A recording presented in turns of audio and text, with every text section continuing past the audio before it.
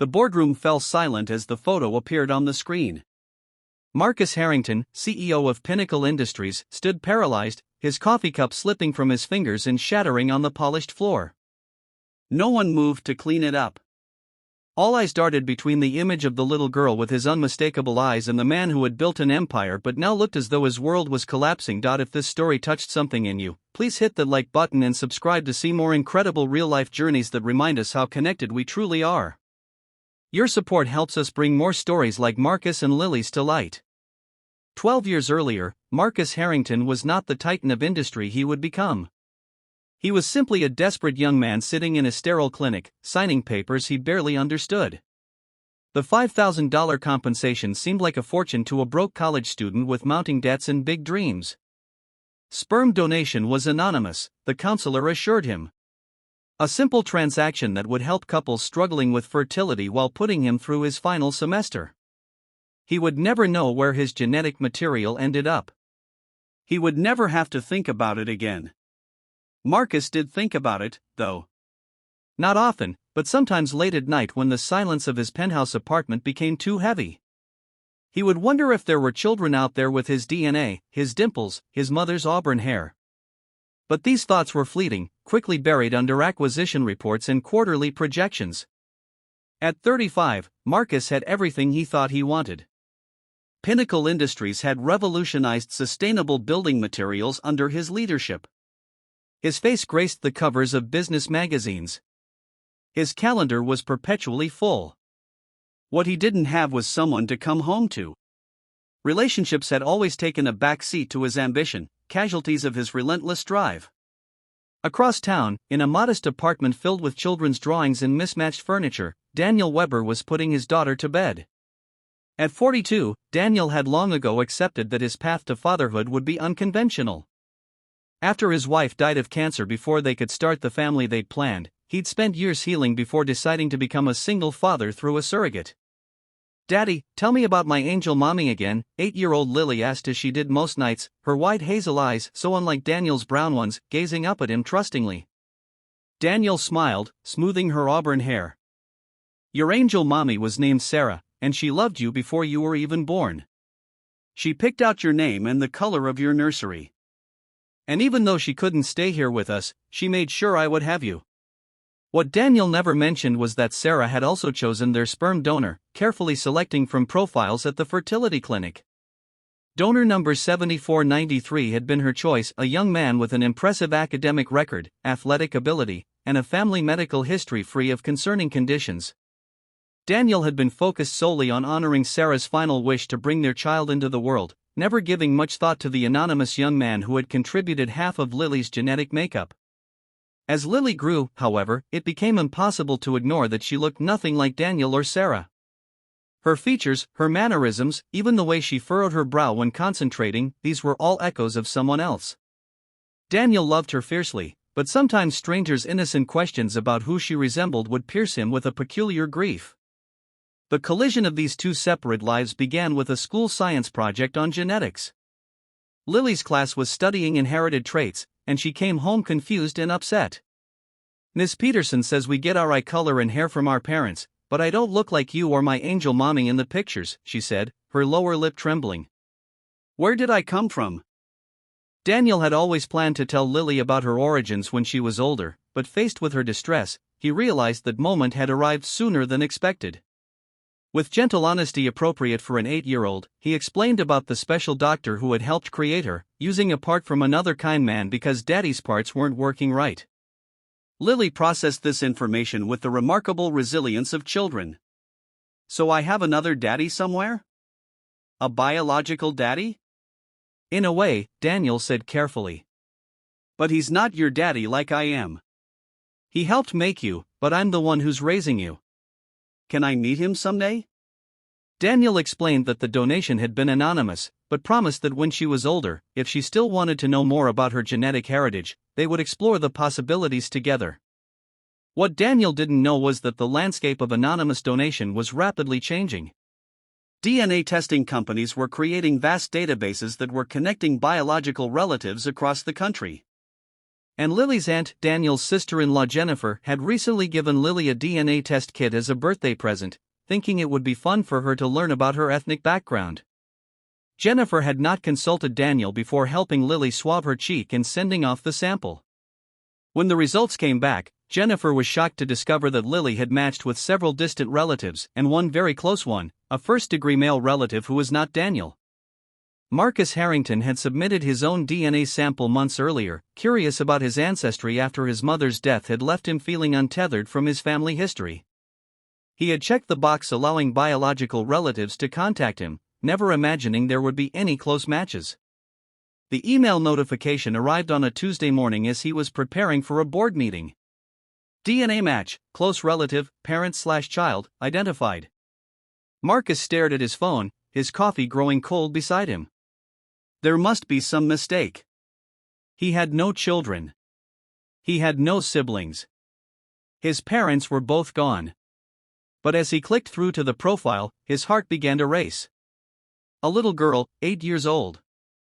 The timing aligned perfectly with his donation years ago.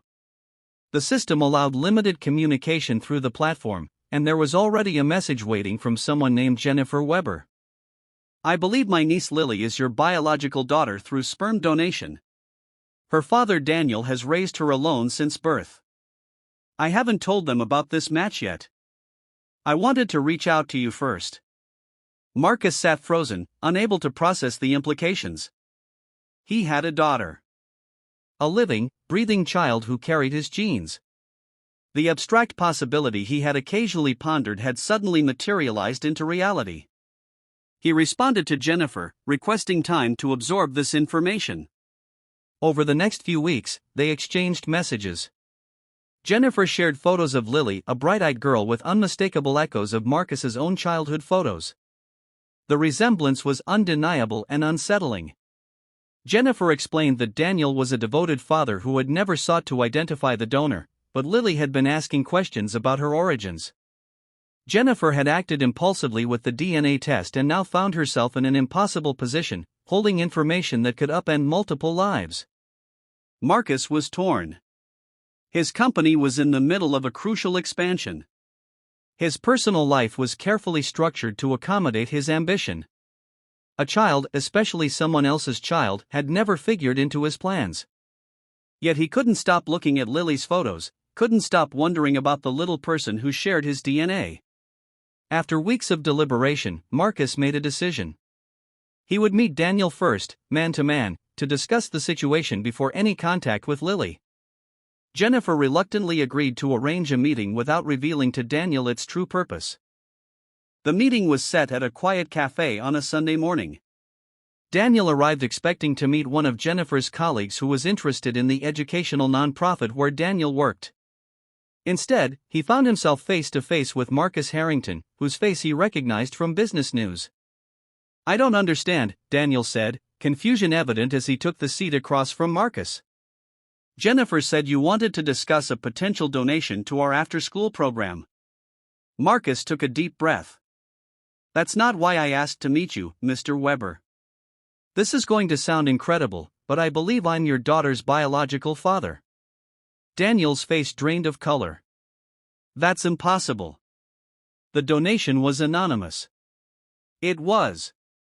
But DNA testing has changed everything. Marcus explained about the match, watching as Daniel's expression shifted from disbelief to shock to a complex mixture of emotions too tangled to name. Does Lily know about this? Daniel asked, his voice barely audible. No. Jennifer contacted me first. We agreed that you should be the first to know. Daniel's hands trembled slightly as he reached for his water glass. I don't know what to say. I never expected. I never thought this would happen. Neither did I, Marcus admitted. I made that donation when I was 23, desperate for tuition money. I never considered the real-world implications. The two men sat in uncomfortable silence, each grappling with the strange twist of fate that had connected them. What do you want? Daniel finally asked, a defensive edge to his voice. I don't know, Marcus answered honestly. I never planned to be a father. My life isn't set up for it. but knowing she exists. I can't just pretend I don't know. She's my daughter, Daniel said firmly. I've raised her since birth. I was there for every fever, every nightmare, every skinned knee. I'm not disputing that, Marcus assured him. I'm not looking to disrupt your family. But I thought you deserved to know the truth, and I guess I wanted to know about her.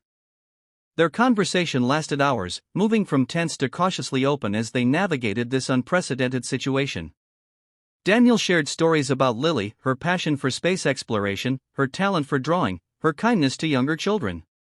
Marcus listened, hungry for details about this child who carried his genetic legacy. By the end of their meeting, they had reached a tentative understanding. Daniel would tell Lily about the DNA match when he felt the time was right. If she wanted to meet Marcus, they would arrange it carefully, with a child psychologist present to help guide the process. What neither man anticipated was how quickly events would unfold from there. Jennifer, feeling guilty about her role in the situation, confessed to Lily about the DNA test and the match. Lily, with a child's straightforward curiosity, immediately wanted to meet her biological daddy. Daniel was furious with Jennifer but couldn't deny Lily's request without seeming to hide something important from her. A meeting was hastily arranged at a family counselor's office.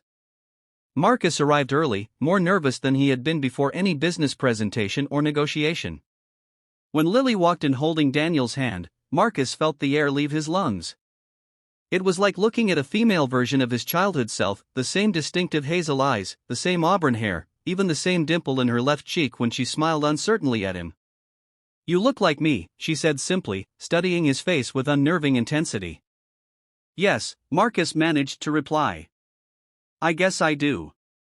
The counselor guided their conversation, helping Lily understand the concept of a biological parent versus a raising parent. Lily seemed to grasp it with remarkable clarity. "So you're the one who gave Daddy the special ingredient to make me," she said to Marcus. "That's right," he said, relieved at her framing. "But you didn't know about me until now?" "No, I didn't." "Are you sad about that?"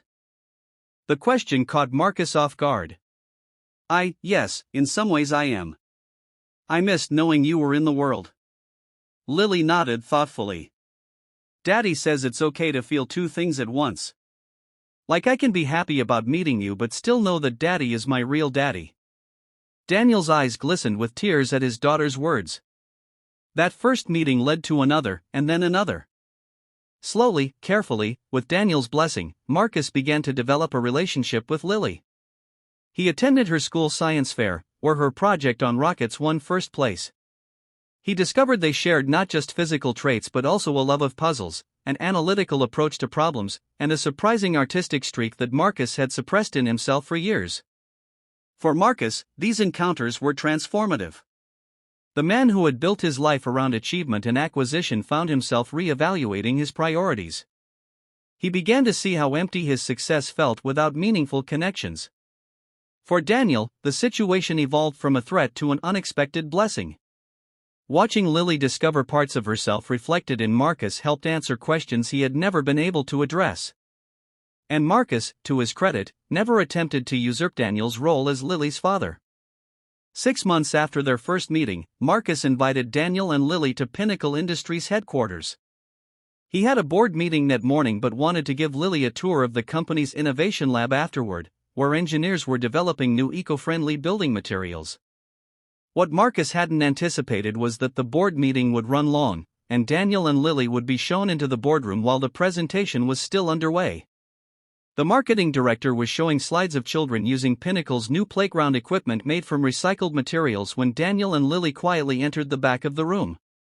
The director, not realizing who they were, smoothly incorporated them into his presentation.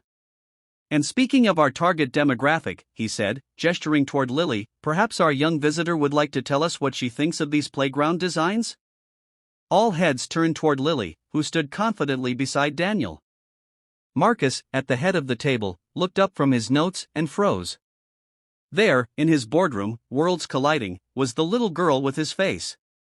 His coffee cup slipped from his fingers, shattering on the floor as the room fell silent. "That's my biological daddy," Lily announced to the startled board members, pointing at Marcus.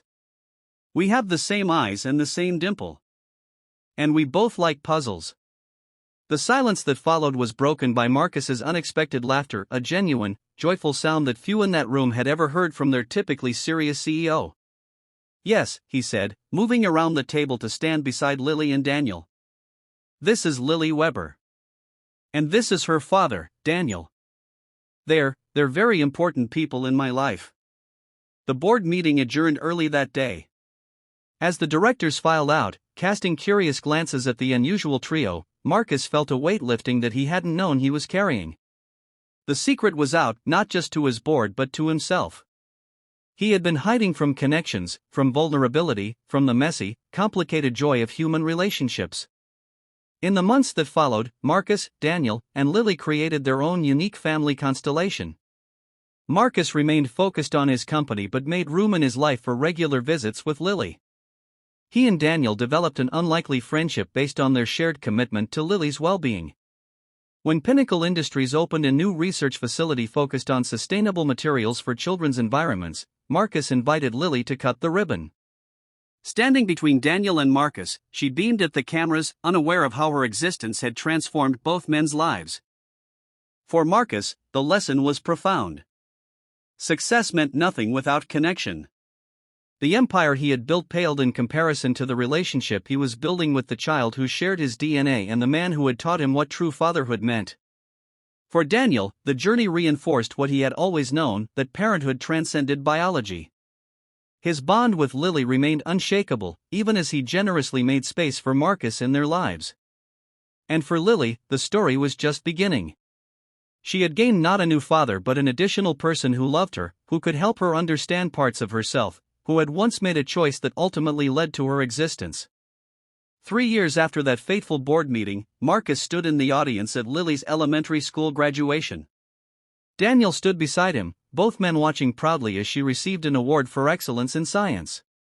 "Thank you," Marcus said quietly to Daniel. "For what?" "For raising her. For being the father I wasn't ready to be. For letting me know her now." Daniel nodded, understanding the depth of what remained unspoken between them. "She's lucky to have both of us." As Lily spotted them and waved excitedly from the stage, both men waved back, united in their love for the child who had unexpectedly connected their lives, the little girl with Marcus's face who had changed everything.